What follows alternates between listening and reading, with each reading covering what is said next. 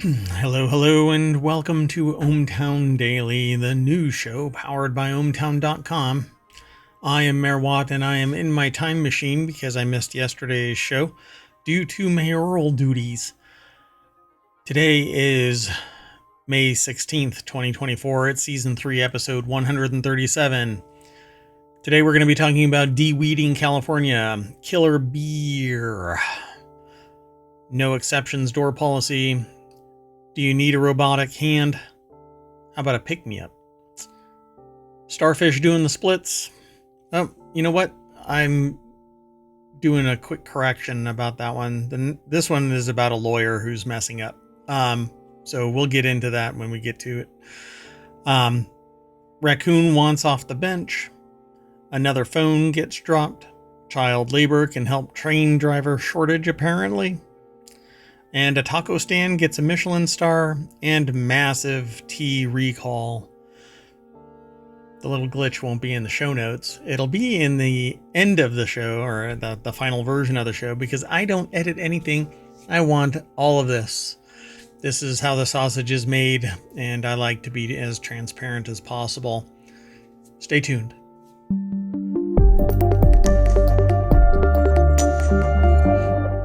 So hello again, I am Mayor Watt, and over there is ohmTown.com. That's what provides all of this news.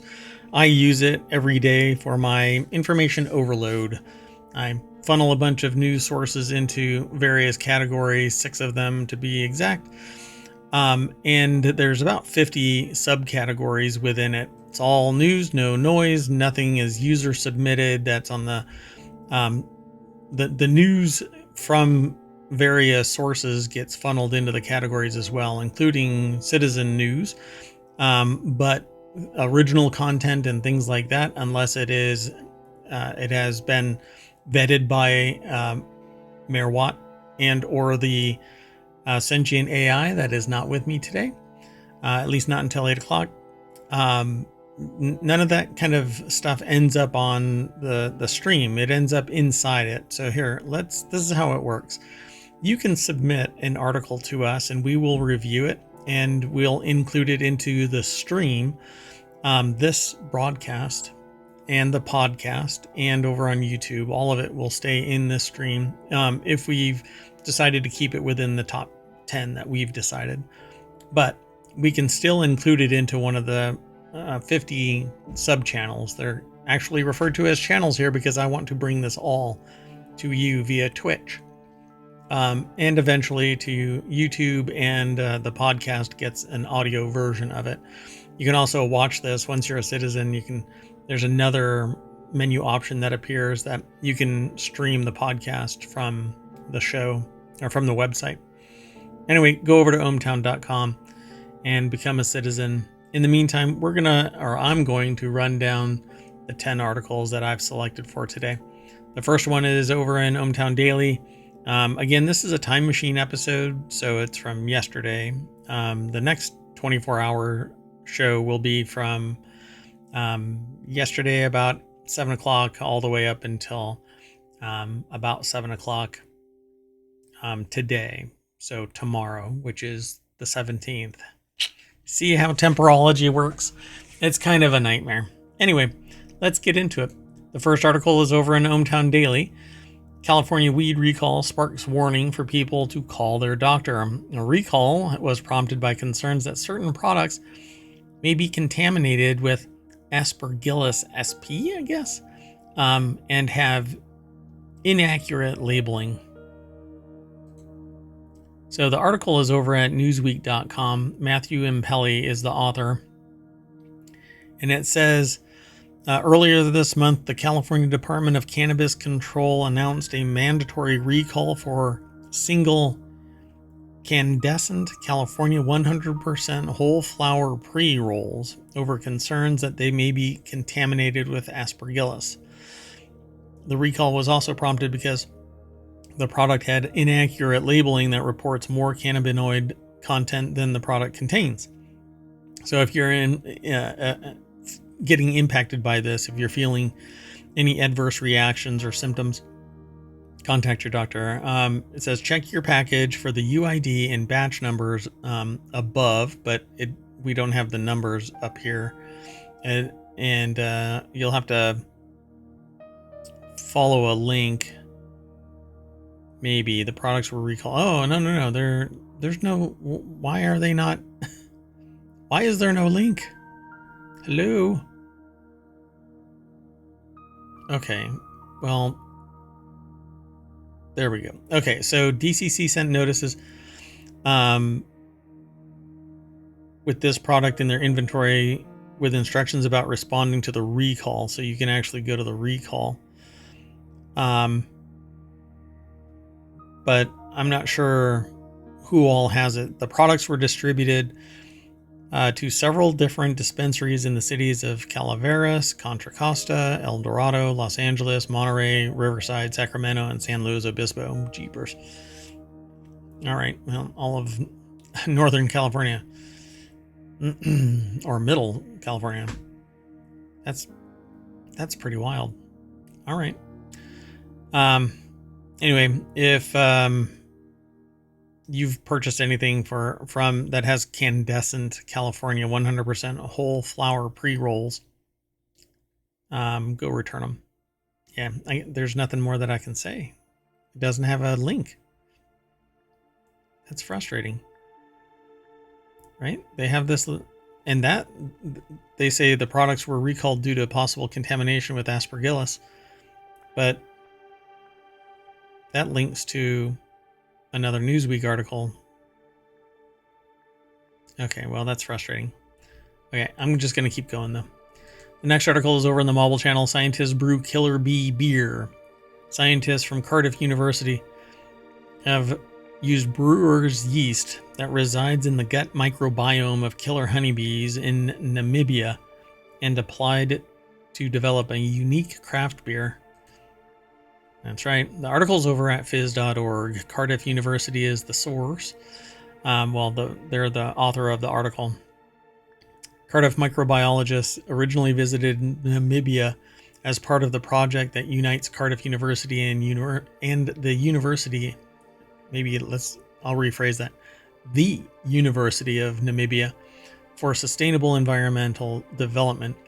When the scientists became interested in Africanized honeybee, also known as the killer bee. They are not pleasant bees. The beer has been developed by a group of scientists working at Cardiff University School of Pharmaceutical Sciences, and they asked if they could, but not if they should. The PharmaBees project is exploring how the pollination of certain plants can lead to the development of drugs to treat superbugs. I would call killer bees, killer Africanized honeybees. Oh, these are Africanized honeybees, not killer. Okay. Yeah. The hornets is what I was thinking of. Africanized honeybees.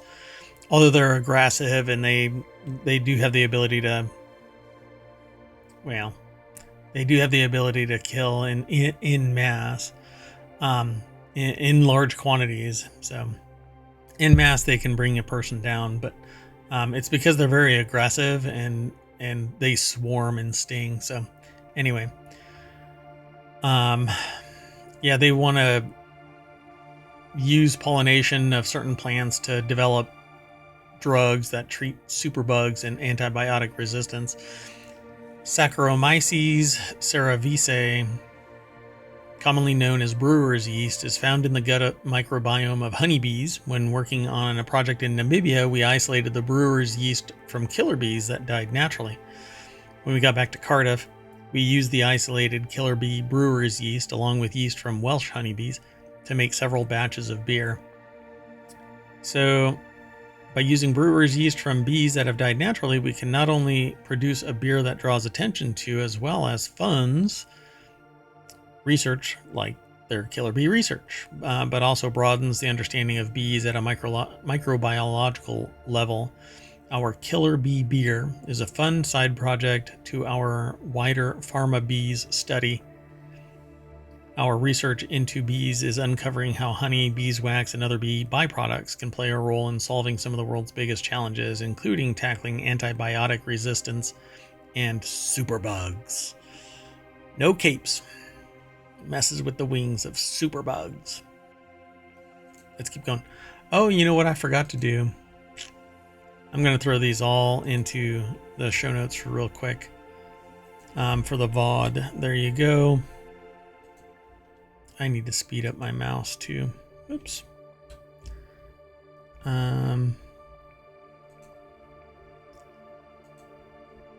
So I swapped out my mouse for my old school trackball, and it has the same problem as my original trackball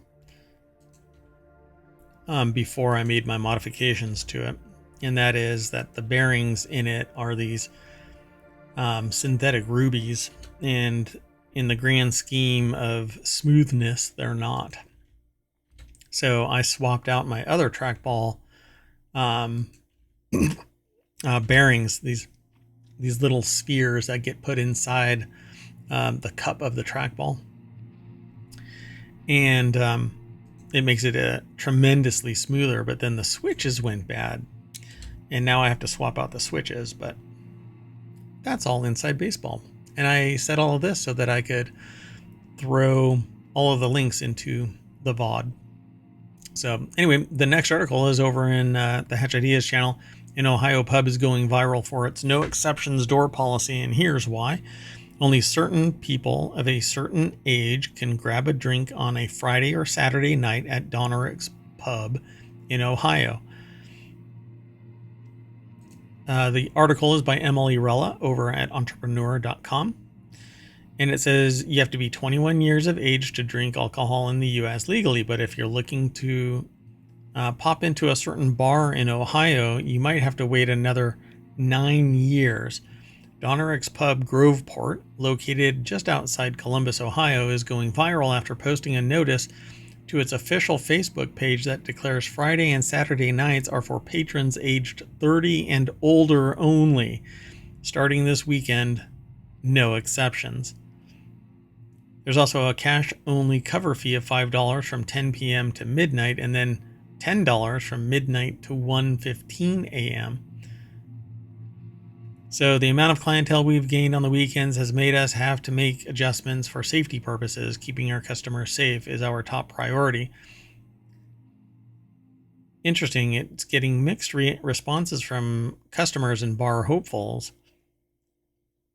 One person wrote, I understand an age restriction, but charging a cover in addition to raised age criteria without any kind of live entertainment is absurd. I would agree.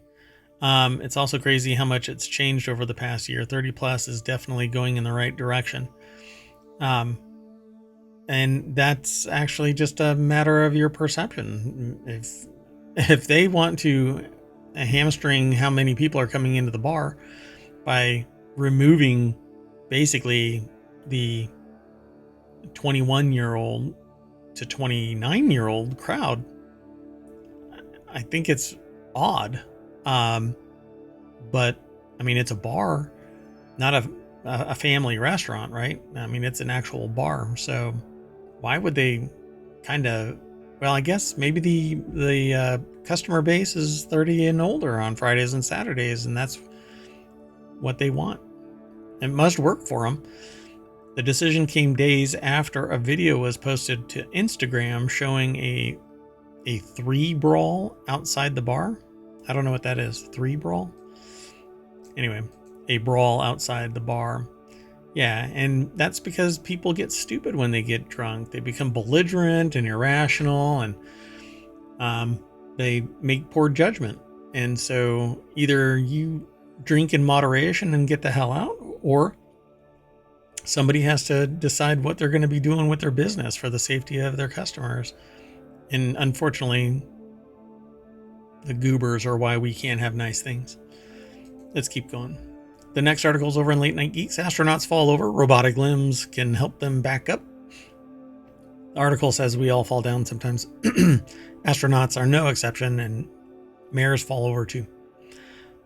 You need to be in peak physical condition for space travel, but bulky space suits and lower gravity levels can be a recipe for disaster, and they fall over. We've always seen these videos of the astronauts falling over and then trying to get back up. Suits are much less bulky. Oh, look, there's a video. Apollo 17 astronaut falls over on the moon. Yeah, that's just how it is. So engineers at MIT have developed an exoskeleton designed to help give astronauts more support and help right themselves after stumbling in the moon's low gravity. The super limbs are built into a backpack that also contain the motors that power them, along with the astronaut's life support system. Yeah. Artemis is the ongoing moon exploration program that kicked off in 2025. That kicked off in 2025? What? I think that's a typo. I think it kicked off this year. Let me make sure.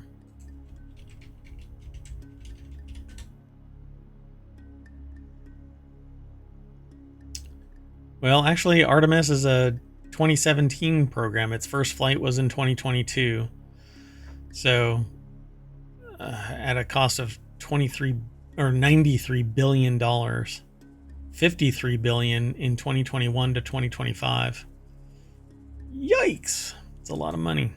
But okay, we got to find out if those aliens are on the moon, folks. In communication with NASA, we learned that this issue of falling on the moon is a serious risk. We realized that we could make some modifications to their design to help astronauts recover from falls and carry on with their work.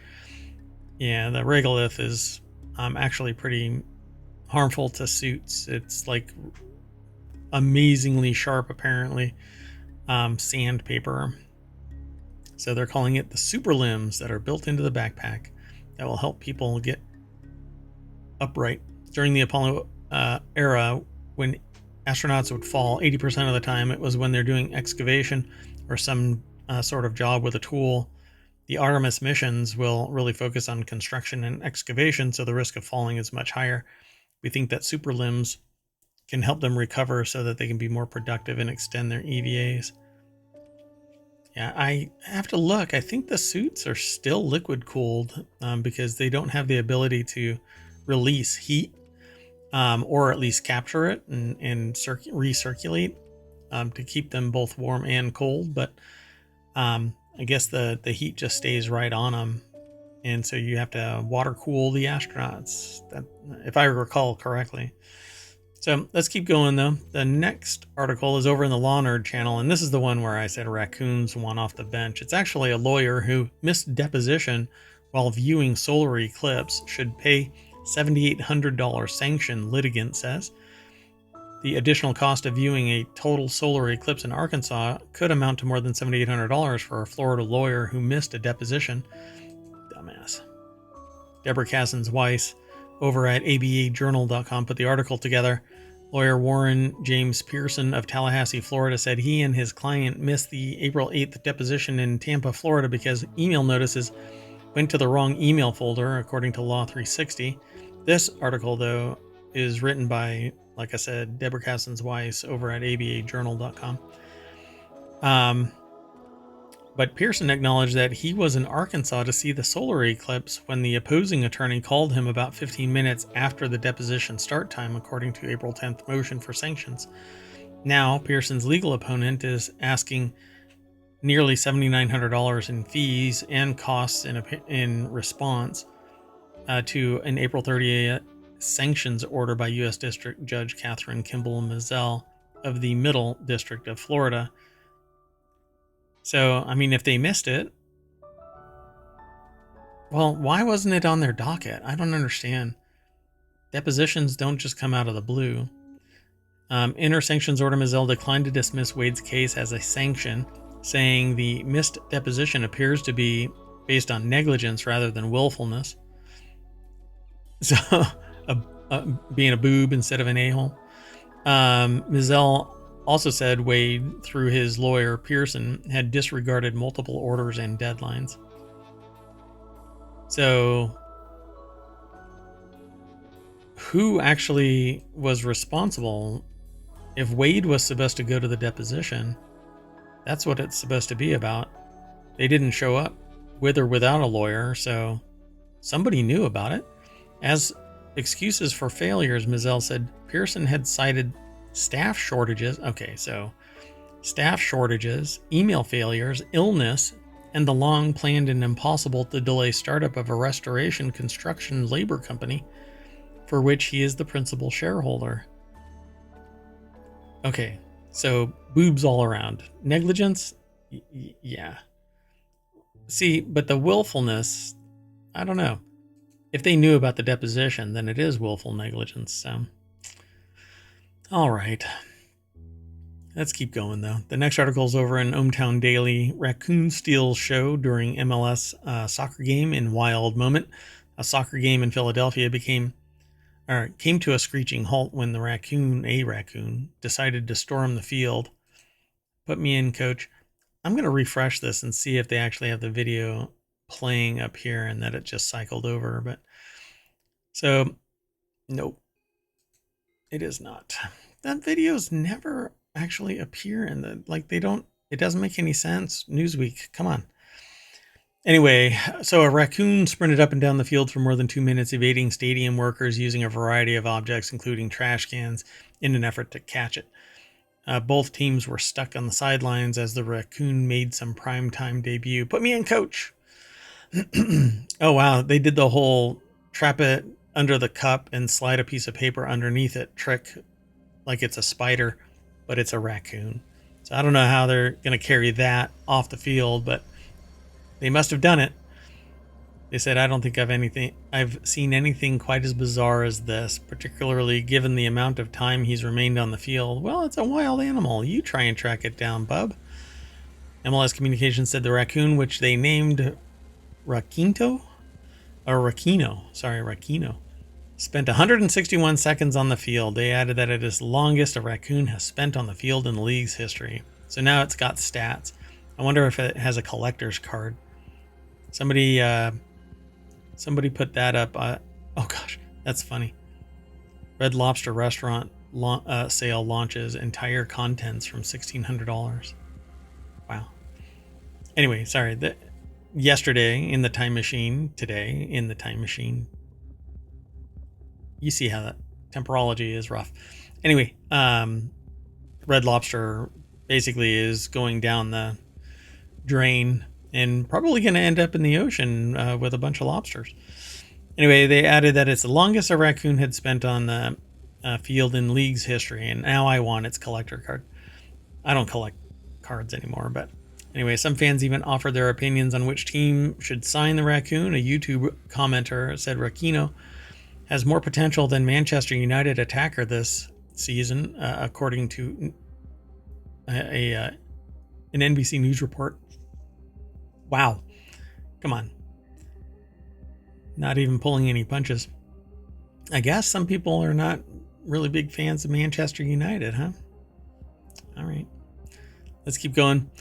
We've talked about this one maybe in a different, it's a different instance of it apparently, but it's over at ohmTown Daily. Skydiver drops phone from 12,000 feet, finds it next day without a scratch. People instantly ask the skydiver for details about the phone and the phone case. Alice Gibbs over at Newsweek.com put the article together. In footage captured by experienced skydiver Frank Carbalito? Yeah. The phone falls dramatically over 12,000 feet to the ground. Carbalito, who has been skydiving for 3 years, was in the air in Zephyr Hills, Florida, when he dropped the phone, forgot to zip up the pocket to keep the phone in. We take our phone in case we land off and need to be picked up. And so it just fell. And so found the Samsung Galaxy S24 intact and undamaged. So they don't describe where it actually ended up. So, oh, wow. Yeah, that would be a real bummer. Anyway, 12,000 feet, it would free fall until it reached terminal velocity around 120 to 150 miles per hour. See, but the problem here is this thing is actually light and flat compared to like a human.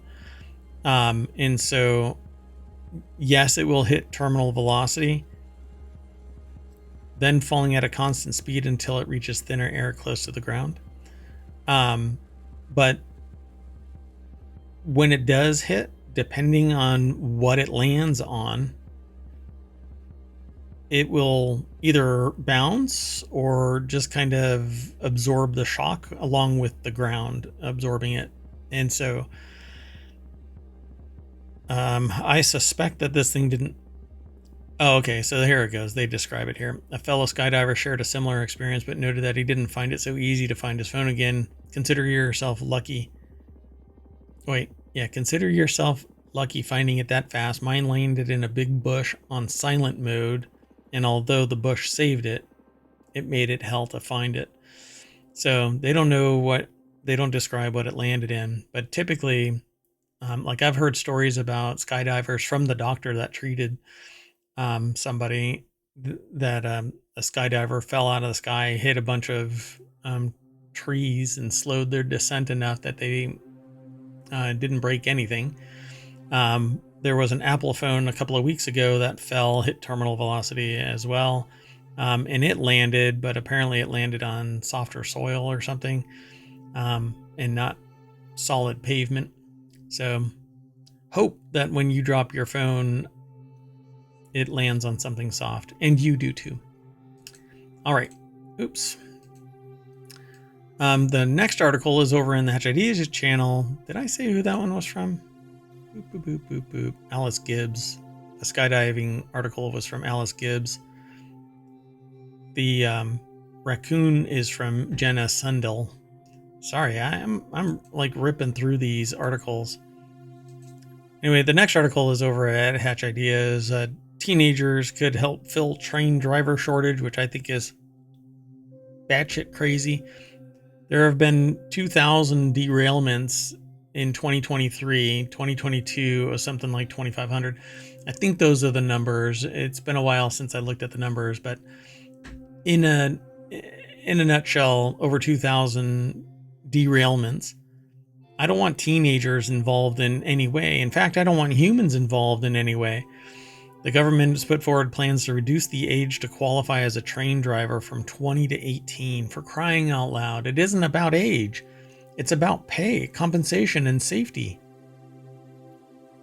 You know what? I would love to be a train driver, but I'm not going to do it when I know already 2,000 derailments because the numbnuts are sucking money out of the system instead of investing it back in so that it's safe, and paying people the right amount of money to babysit this freaking train. It's ridiculous. You know why people don't want to go into the industry? Because it sucks. People love the idea of spending their time on a train. People love watching trains on tracks, playing games with trains, playing with trains themselves, building huge things with trains because they can't be a train driver. Why? Because they're not making enough money. There aren't enough jobs.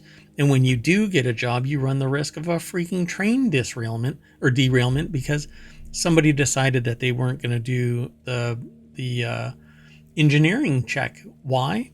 Because they're understaffed and overworked and so on and so forth. But it's not the employee's fault. Anyway, Katie Austin put this article together for BBC.com. And it says teenagers will be able to qualify to drive trains on Britain's railways under new proposals, moving the age from 20 to 18. The Department for Transport said the plan would build resilience. School leavers would be able to take up apprenticeships to become drivers. Rail Minister Hugh Merriman said the department wanted to open the door for young people considering transport as a career, and this proposal could give school leavers, the ones that are exiting, graduates here in the States, a clear path into the sector. I'm not sure if that's just a formal phrase that they use in Britain or what. Anyway, by boosting age diversity in the sector and attracting more drivers, we can help support reliable services while creating opportunities for more young people. Right.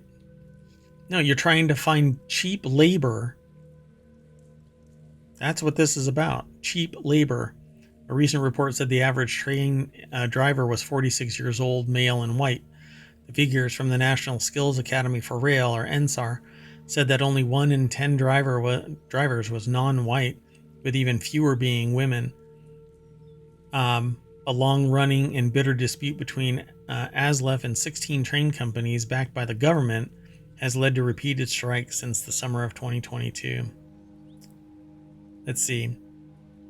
The Rail Delivery Group, which represents train operators, said the average annual salary of a train driver is about £60,000. Let's see.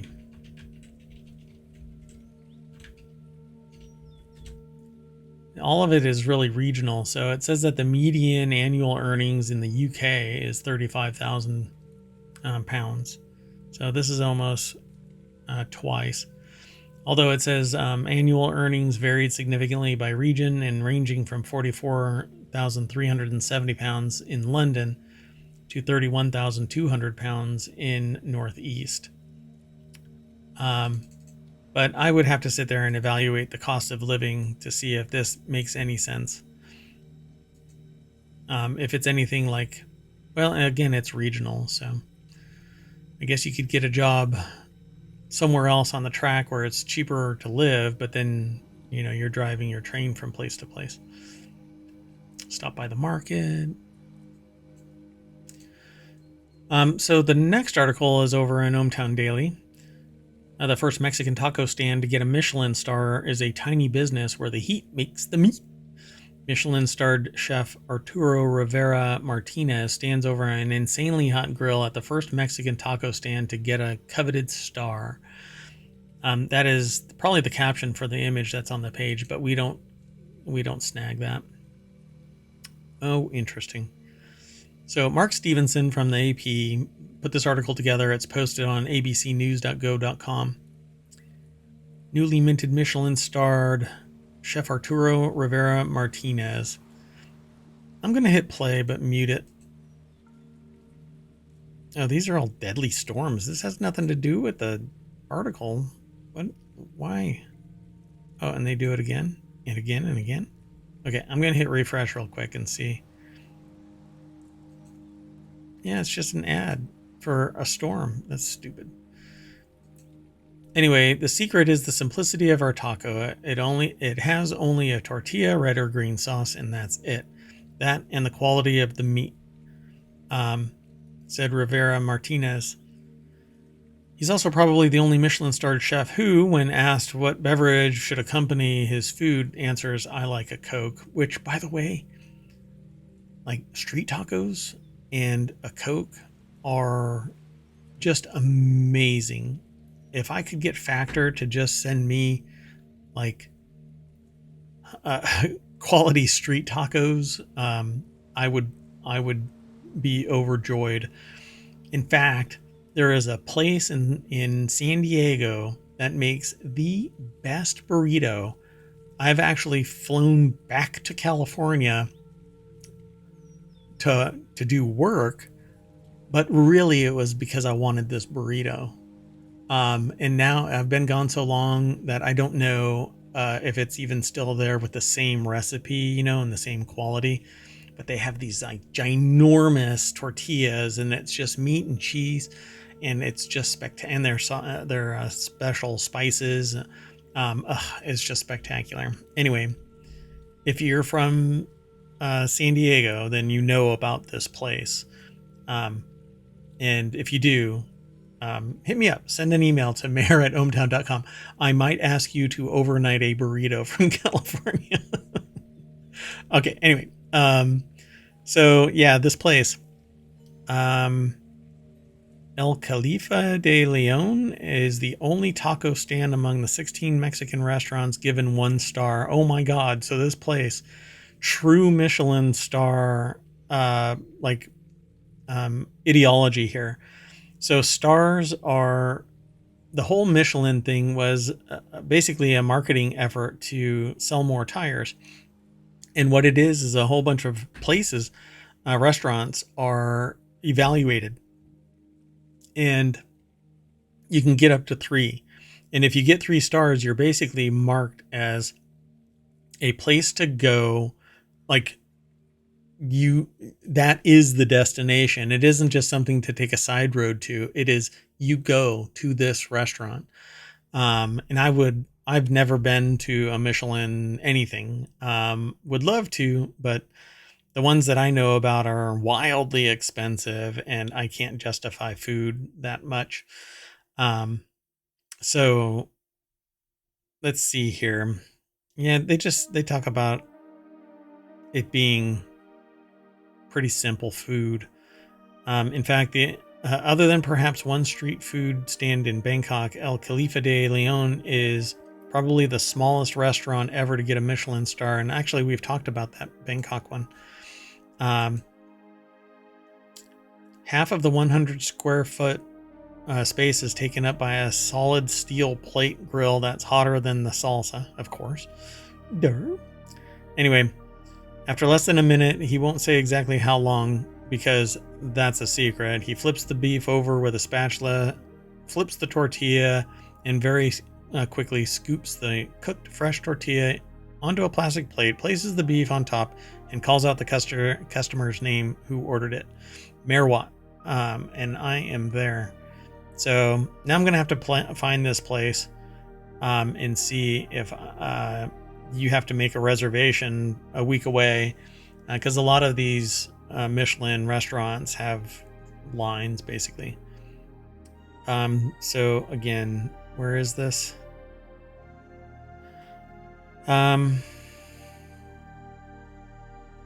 Where is it?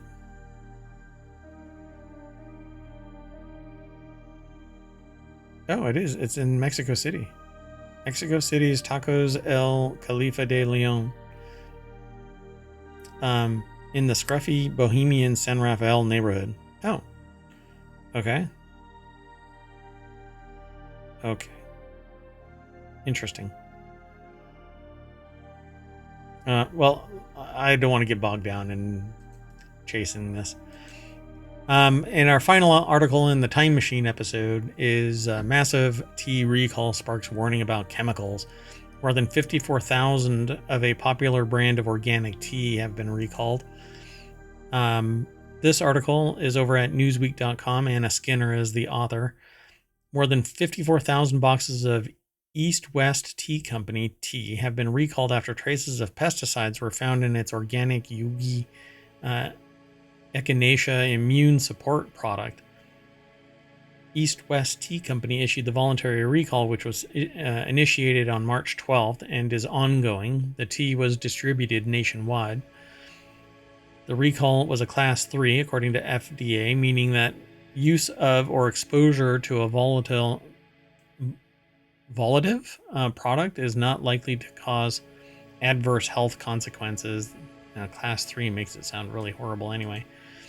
It is unclear if East West Company typically uses pesticides on its Yogi tea products or why the product was adversely affected. Probably because it was harvested too soon after the application. But there shouldn't be anything that's organic then. Whatever the pesticide was, I'll have to look into that too. It's unclear here. It says it's unclear if the East West Tea Company is offering a refund or exchange for the recalled items. There are 16 bags per tea box, meaning more than 877,000 bags of tea were impacted. So in some cases, if you're immunocompromised, then you need to make sure that you don't drink any of this stuff. It could be detrimental. Definitely call the place that you got it from and let them know of the recall if they haven't already been informed. Research published by life sciences software company Master Control last December found that food recalls issued by the Consumer Product Safety Commission and FDA have jumped by 115% since 2018. There were 280 recalls issued between both agencies in 2018. The number more than doubled in 2022 to 603. Yeah.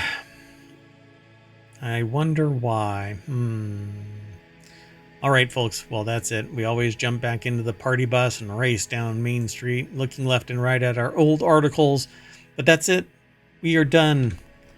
I am Merwat, and I will see you later today, which is the 17th, May 17th. But I'm in a time machine, as you can see by the site.